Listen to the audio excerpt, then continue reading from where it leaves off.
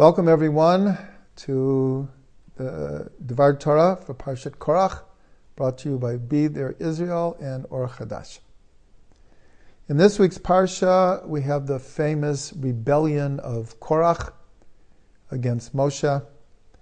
This was not the first rebellion. It wasn't the last rebellion, but it was the major one. Because we see that as I'll explain in a second, Moshe felt so challenged that he felt the need to set up a miracle.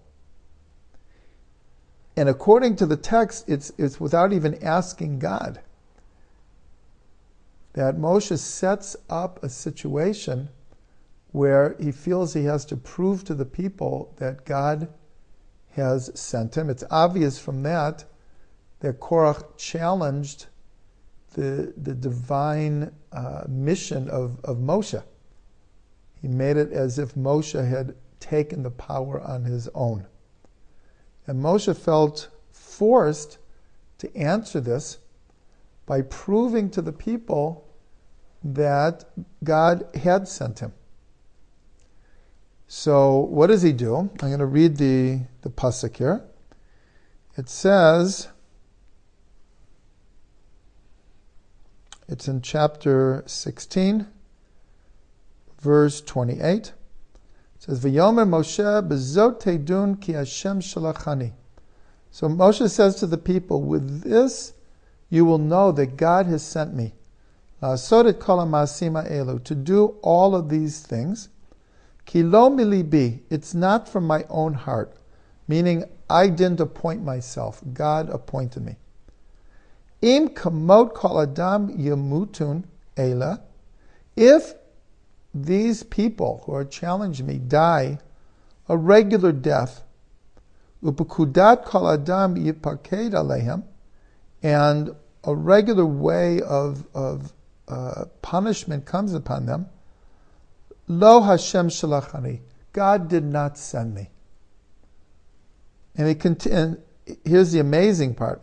Im bria yivra Hashem, v'patzta ha'adama et piha, ubalam utam v'yekola shalahem, v'yardu chaim she'ola, v'yadatam ki na'atsu ha'anashim ha'ela et Hashem. It says, if God will create a new creation, this is an amazing thing.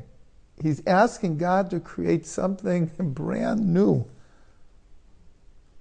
And what is that? That the earth is just going to open up exactly where Korach and all of his company are and swallow them up, and they will descend. Then you'll know that this is from God and that God has sent me. So, this is a very unusual thing. Moshe is going out on a limb here and asking God to create a new creation. So let's try to understand this a little bit deeper. In a book that I helped write with Rabbi Ginsburg called The 5 Dynamics of Leadership, the 5th dynamic of leadership is called a sense of folly. So someone might ask, what? What kind of leadership quality is a sense of folly? There it's explained that what it means is that sometimes a situation presents itself that the only way to deal with the situation successfully is to what we call think outside of the box. That anything that one does inside the box either has been done already or tried and will not make the kind of impact that one needs for success. One needs to think outside of the box. So this case of Moshe is one of the prime examples of thinking outside of the box in a big way, asking God to create a new creation. I should mention that the very next verse says that the earth opened up and swallowed them alive. So he pulled it off. So let's look at a few other cases from the Tanakh and from modern times that show the same thing. There's really 1,000 examples. Here's just a few of them. We have the story of King David. This is before he was king. He was running away from Shaul, King Shaul, and he goes into the land of the Philistines. He had no place else to go. And he was recognized. David had already killed Goliath, so he was quite famous, and his picture was quite famous. And someone recognized him and ran to the king and said, I know this is hard to believe, but I think that David is here in our city. David senses that there's something up here.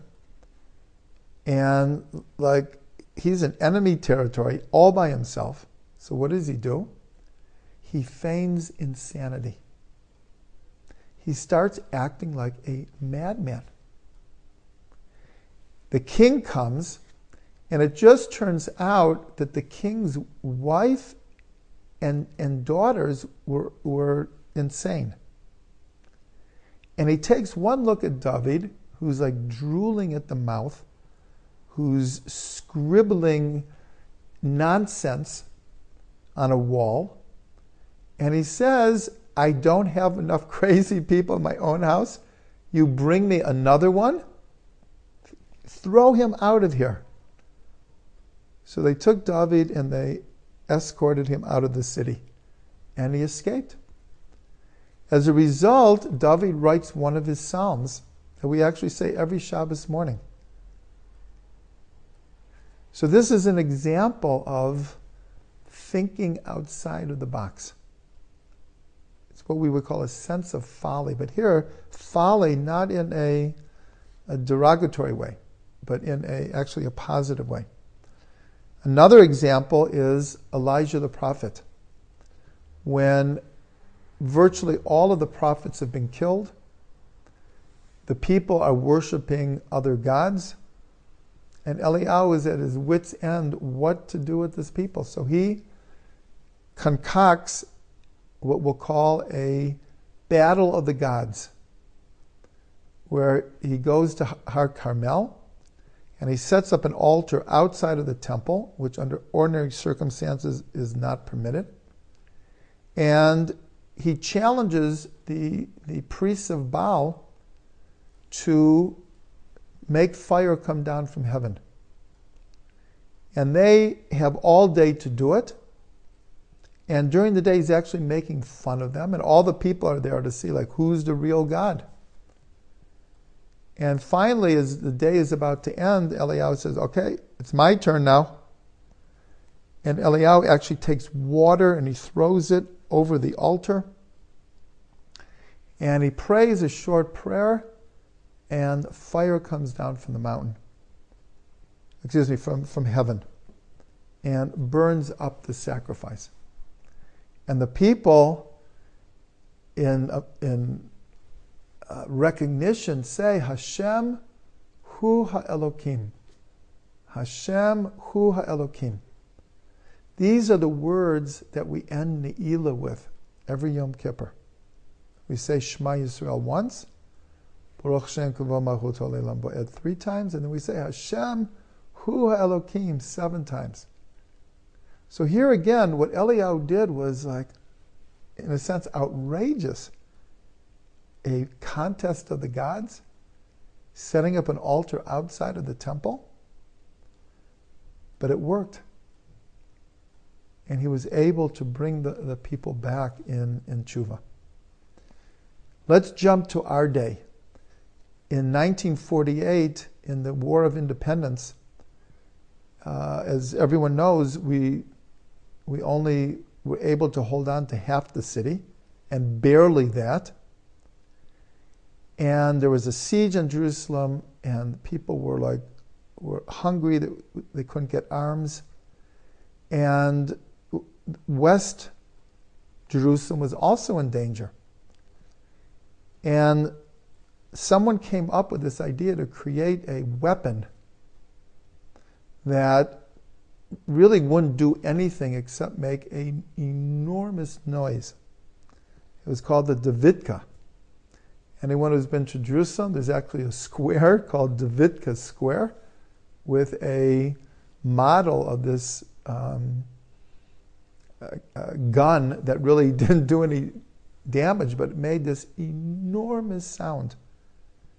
And they used this and actually had a tremendous impact in critical battles because it scared the enemy tremendously. And what's interesting is this is based on a story about Gidon. Gidon was a prophet, a leader. God sent him to fight a battle. And the way he won the battle was by blowing shofars and taking big jars and smashing them all at once. And the enemy thought there were tens of thousands of soldiers. There were really only 300. So here again, we have the past and the present coming together. And the Torah is giving us great advice. Sometimes you need to think outside the box.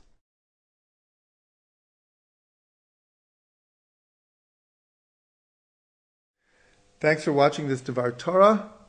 If you like what you heard, which I hope you did, please come to our YouTube station, our website, our Facebook, our blog, our Twitter, and take advantage of a plethora of Torah, of audio classes, videos, poetry, stories, music, word and gematria search. You'll find a lot there, and please share this with your friends. www.thetrugmans.com